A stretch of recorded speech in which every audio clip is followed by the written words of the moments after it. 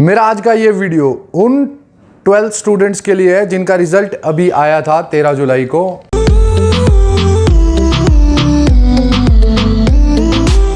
और उन 12 स्टूडेंट्स को अगर लगता है कि उनके मार्क्स कम रह गए हैं और उनके मार्क्स ज़्यादा होने चाहिए थे जो सीबीएसई के नियम के वजह से कम रह गए हैं, तो ये वीडियो सिर्फ उन्हीं के लिए बनाई है। कुछ सीबीएसई के ऑर्डर्स वगैरह आए थे अभी और उनको मैंने पढ़ा, तो मुझे लगा कि वो जानकारी आपके साथ शेयर करना चाहिए ताकि आपके मार्क्स आगे बढ़ सके और आपकी जो मार्क्स कम रह गए हैं आप उन पर भी काम कर सके। तो इसका एक सीधा सा फंडा आया था, एवरेज। या आपने कई बार पढ़ा होगा, एवरेज मार्क्स को सीबीएसई ने जो पेपर आपने नहीं दिया उसे एवरेज मार्क्स में कन्वर्ट कर दिया। एवरेज मार्क्स मतलब बेस्ट 3, आपके टॉप बेस्ट 3 उठाए और उनका एवरेज निकाला और जो पेपर आप नहीं दे पाए उनको दे दिया। और अगर आप 3 पेपर नहीं दे पाए हैं तो आपका बेस्ट 2 ले लिया। जैसे किसी स्टूडेंट के जैसे साइंस का हो, कॉमर्स का हो, जिनके 3 पेपर भी नहीं हुए थे उनके 2 बेस्ट उठाए, जो उसने दिए उनका एवरेज निकाल कर दे दिया। लेकिन इस एवरेज से नुकसान कितना होता है इसको गिनो। सपोज करो आप ब्राइट स्टूडेंट है, एक ब्राइट फ्यूचर है आपका, और आप अब एग्जाम्पल उठा लो, हिंदी का एग्जाम नहीं दे पाए।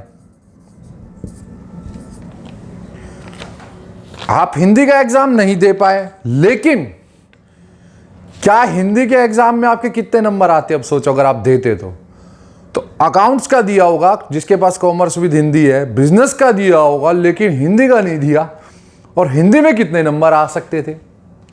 इस चीज की कैलकुलेशन करो आप।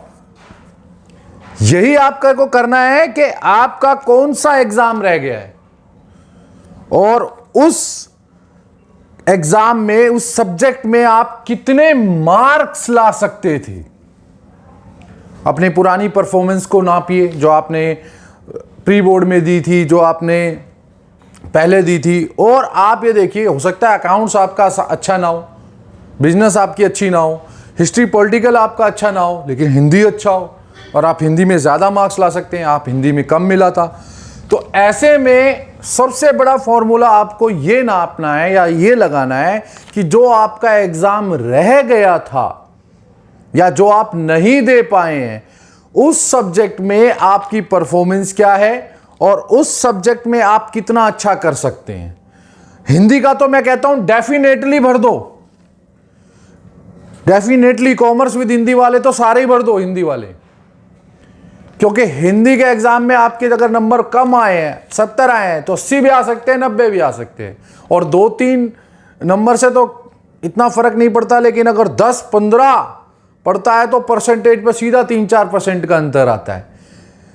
इसलिए अगर आपको लगता है, सबसे पहले एक दिमाग में फॉर्मूला लगाइए कि आपके पास टाइम कितना है। आप टाइम कितना है? सीबीएसई इन एग्जाम्स को ऑप्शनल फॉर्म में लेगा।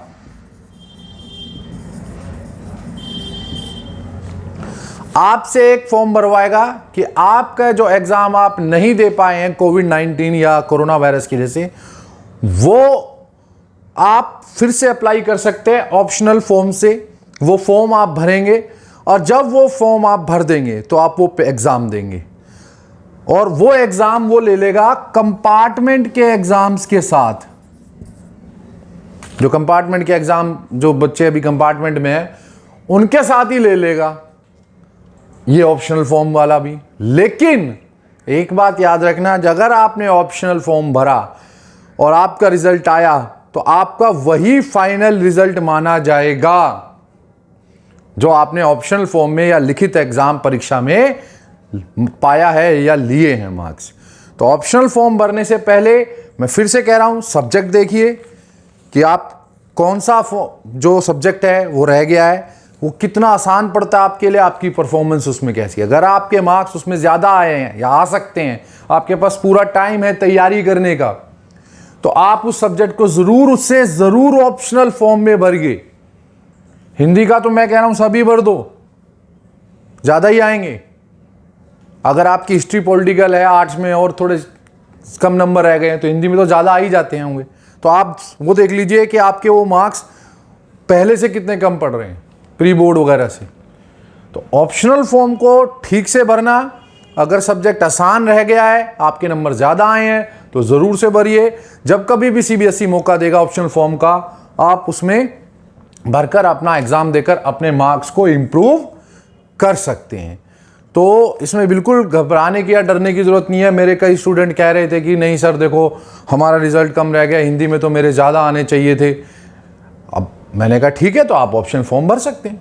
तो सीबीएसई एक ऑप्शनल फॉर्म भरवाएगा, ज़रूर से भरना, सब्जेक्ट देखकर, परफॉर्मेंस देखकर, और अपना टाइम भी एक बार कैलकुलेट कर लेना कि कितना बचा है और कब आपको उसकी तैयारी करनी है। क्योंकि ऑप्शनल फॉर्म भरने के बाद ये नहीं फॉर्म भर दिया और बैठ गए घर पे, पढ़ना भी पड़ेगा, मेहनत भी करनी पड़ेगी और वो एग्ज़ाम भी देना पड़ेगा। और जो रिज़ल्ट ऑप्शनल फॉर्म भरने के बाद आएगा वही आपका फाइनल रिज़ल्ट होगा लिखित परीक्षा का। तो इसी उम्मीद के साथ कि आपके मार्क्स और बढ़ेंगे, बेस्ट विशेस मेरी आपके साथ, मेरे और मेरे चैनल की। मिलते हैं अगली वीडियो में। Thank you. I'm an icon, man. And my girl about a 10. I should fuck her in a Benz.